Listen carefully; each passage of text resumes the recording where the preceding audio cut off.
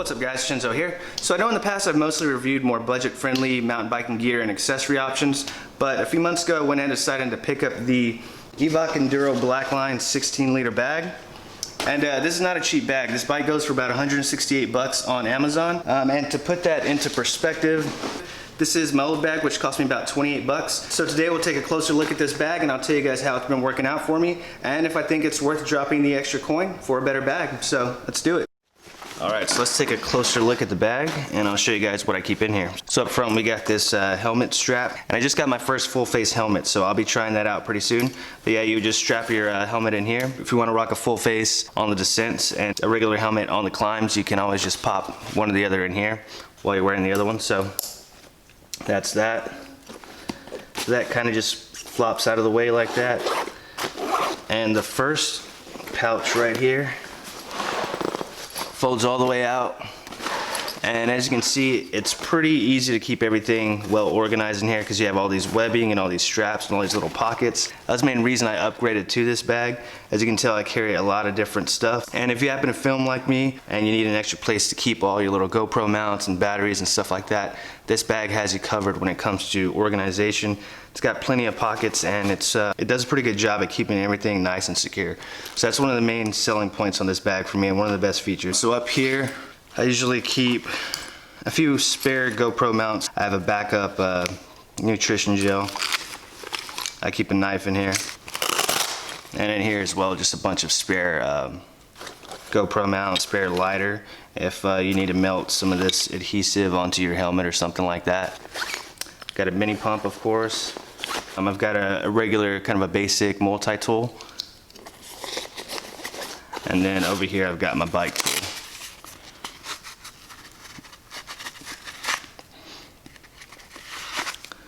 So I got all that kind of nice and secure and tucked away. And in my other bag, organization was kind of an issue. And the pockets weren't so well organized and stuff was kind of just flopping all over the place. I kind of ended up just stacking stuff on top of other stuff, and it was kind of a mess. So that's one of the main features that drew me to this bag and kind of made me want to pull the trigger on this bag and spend the extra money, was the fact that everything is so well organized and I know exactly where everything is. So speaking of organization, this is the pocket that I use the most, I should say. This one, take a look at it. It's nice and soft. It's designed more for storing your sunglasses, but it's got these nice little pockets here that are perfect for storing your extra GoPro batteries. So they kind of just slide in there nice and secure, and this is the pocket that I use the most. It's pretty convenient to have that right there, and you can also still fit your sunglasses in there. All right, moving on to the main compartment. Flop that open. So it's a pretty big main compartment, and you might notice this big pouch right here. So that's for a water bladder. It doesn't come with one, but you know, you can always kind of go get your own. I don't really use it. I'm not much of a hydration bladder kind of guy. I usually just throw a water bottle in here, but usually what I carry in here is water, some extra mounts of course, and mostly tripods. So I'm usually rocking 2 to 3 tripods in here. Tripods can be kind of a weird thing to keep in your backpack because, you know, if you go OTB, land on a tripod or something just weird and janky shaped like this, it can actually hurt quite a bit. So the good thing about this bag is it does have spine protection, and I know that's not what people usually think of when they think of spine protection. They usually think more of, you know, landing in a rock garden or landing on some weird jank or something like that, and having to protect your back from things outside of the bag.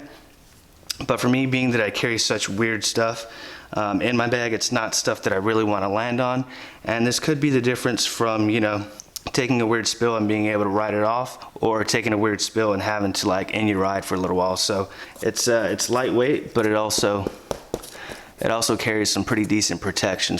Just stuff that all back in there real quick. So I'll be using that in a few hours, going on a ride in the morning. So yeah, that's a quick look at the bag. All right, so let's talk about fit and comfort. Up top, it's going to secure with this chest strap up here. And then down below we got this nice waist strap with some pretty heavy duty Velcro down here. And it's pretty flexible and stretchy, so that adds to the overall comfort level. And then it's kind of reinforced over the top with this nice little buckle. So it keeps everything nice and secure. So I'm going to try it on and we'll have a look at how it fits.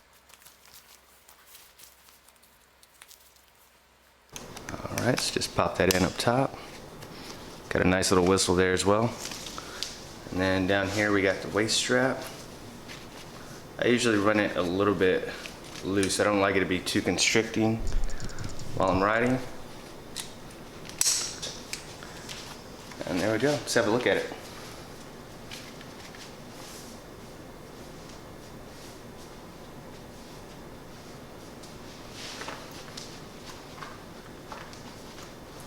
As you can see, it doesn't bounce around too much and it stays nice and secure, and most importantly, it's pretty comfortable. So as far as fit and comfort goes, I dig it.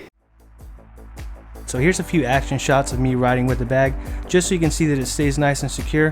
Whether you're hitting some jumps or crawling over logs or even flying down a hill, the bag doesn't limit your riding experience.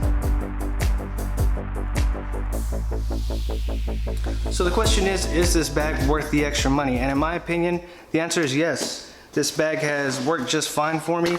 It suited my needs, and for me, like I said, I carry a lot of stuff, so I needed a larger bag, and it was definitely worth the extra price tag. But should you go out and get a bag like this when you can pay about a sixth of the price for a bag that works just fine? Ultimately, it was the lack of pockets and the wonky design that kind of led me to go out and get an upgrade. So for me, this bag didn't quite work out, but if you don't carry as much stuff and you don't need such a large bag, this bag might work just fine for you, and it's way cheaper. So this bag gets a thumbs up. I dig it, and that's my review of the Evoc FR Enduro Blackline 16-liter bag.